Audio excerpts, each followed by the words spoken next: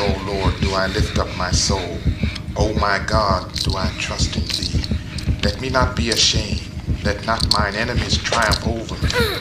Yea, let none that wait on thee be ashamed. How you coming there, Be Junior? ashamed which transgress without cause. Show How me long thy before? ways, O Lord. Show me thy paths. Lead me in thy Son, truth and teach me. For thou you're art gonna be the seeing God some things that may not set too well. do I wait all When we get home, I got enough of that peach brandy for both of us. According to thy mercy, remember thou me for thy goodness' sake, O Lord.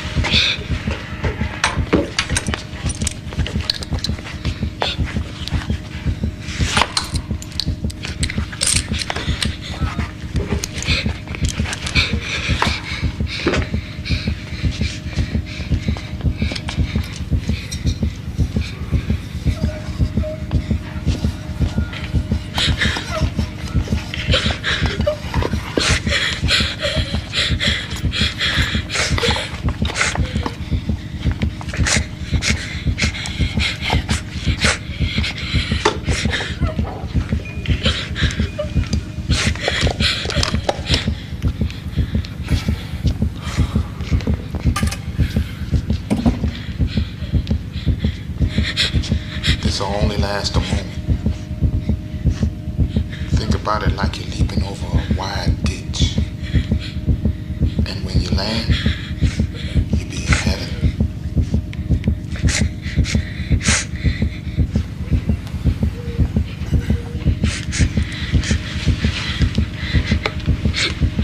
Junior, I'll be jumping over a big ditch. Heaven's on the other side.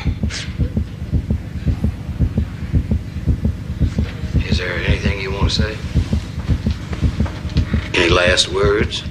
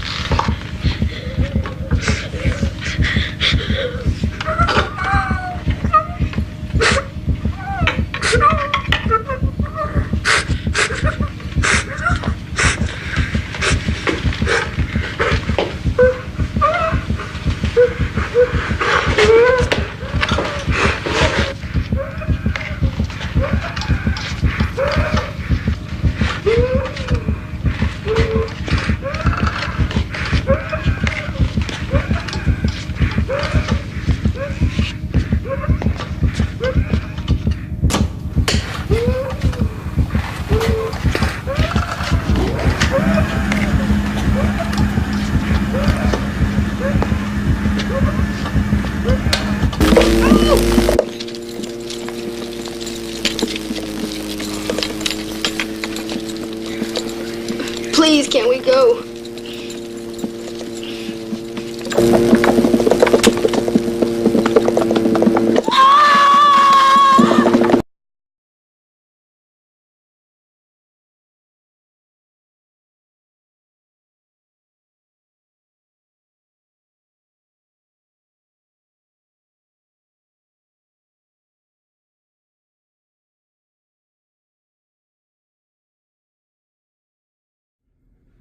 That's a really tough question. It's hard for me to answer because I am not in a position where I'm a family member of somebody that was brutally murdered or attacked. So I think in that case, maybe I would feel differently, but as of right now, I don't support it. Do you think the death penalty is justified, and/or are you for it? I think it's kind of half and half. I think it's justified in extreme cases. I think you've seen it, especially in Albuquerque alone, that I would be for it being applied, but I think that it's very limited cases in which it should be used. I do in certain cases. If a person doesn't have any value for somebody else's life and it's a heinous crime, will it bring the person back? No, but it could give some closure to the victim's family, you know, and it also sends a message that, you know, if you do something wrong, there is a penalty for it.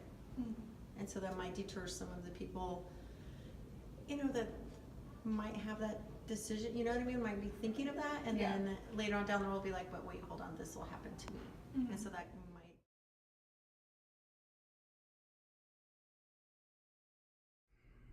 Historically, yes. I definitely think in the past it has favored certain cultures more than others. But we have to, I mean, it's a matter of trusting the justice system. So it's a question of not whether society is being this way, but is the justice system impartial? Are they looking at a person for the color of their skin or for the crimes they committed or didn't commit? And so when you have trial by jury, though, that is also, you know, dependent on how society functions as a whole, because those are supposed to be your peers. So if it's really your peers that are judging you, then that's a different story. Or if it's somebody else that's supposed to be your peer but really isn't, that could definitely influence the way an outcome of a trial happens. Okay, third question. I mean, that goes back to if you look at just prison in general and the fact that the majority of the prison population is of different ethnicities, not necessarily white being the majority of it. And so because of that, I think you could argue it for sure, but I don't necessarily know that they're trying to actively kill people of color, but at the same time, I think that people of color are the ones often being persecuted for these crimes.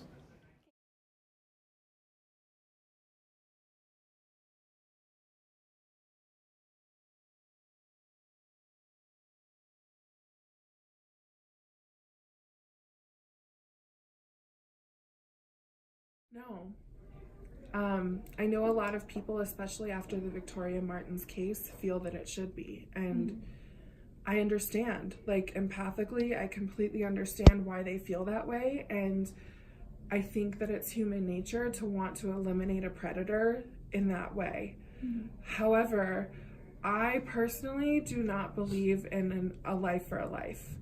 I believe that the way that we help society view the world as a whole and view positivity is by not taking another life, but maybe trying to reform and offer them a way to, I mean, they can never make up for what they did, but maybe they could still do some good in the prison system with other prisoners. You don't know. So. Okay, next question.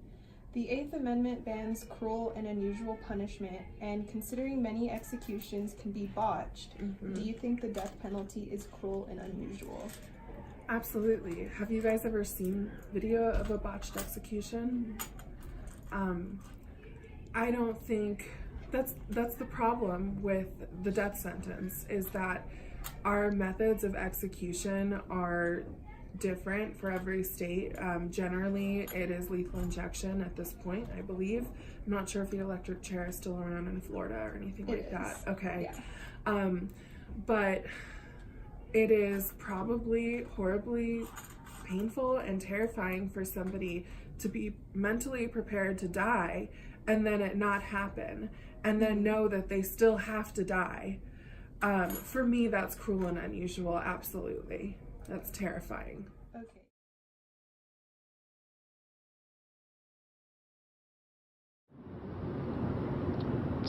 It's horrific. The community left in shock. It's unimaginable. After the brutal murder of a 10-year-old girl. How could they do that? They have no heart, no soul. 3 people accused of doing it. Why did that happen at home? One of them, her own mother.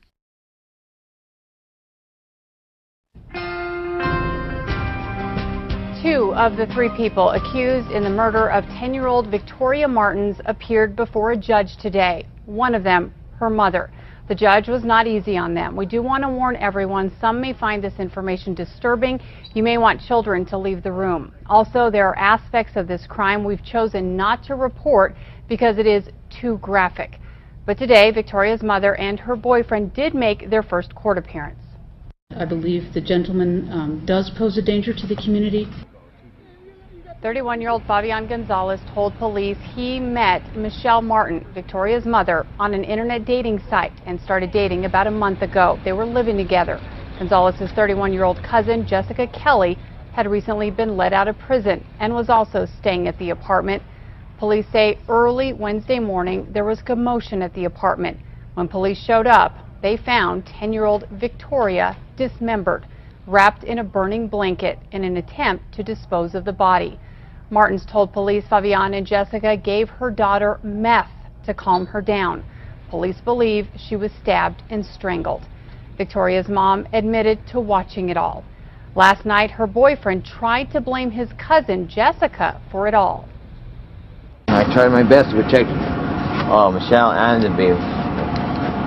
But what happened then? Why is there a girl that's dead? That's because Jessica Kelly did it. Gonzalez is charged with child abuse resulting in death, rape, and a slew of other charges. Michelle Martin faces the same charges but not rape. Now, the judge said she considered them both flight risks and set their bonds at $1 million cash only. Now, there has not been a criminal complaint filed on Kelly as of yet because police say she is still in the hospital with a broken leg. She jumped from a second-floor balcony to try to escape from police. This crime